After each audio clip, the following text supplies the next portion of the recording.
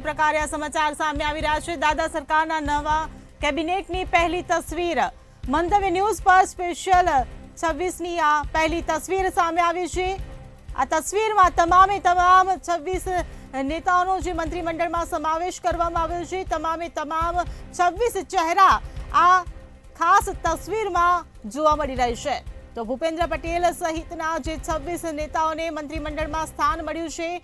નવા નાયબ મુખ્યમંત્રી પદ જે ઉમેરવામાં આવ્યું છે, જેમાં હર્ષ સંઘવીને નાયબ મુખ્યમંત્રી બનાવવામાં આવ્યા છે। આ સાથે બાકીના જે કેબિનેટ મંત્રી અને રાજ્ય કક્ષાના જે મંત્રીઓ છે તે તમામની તસવીર આપ મંતવ્ય ન્યૂઝ પર જોઈ શકો છો।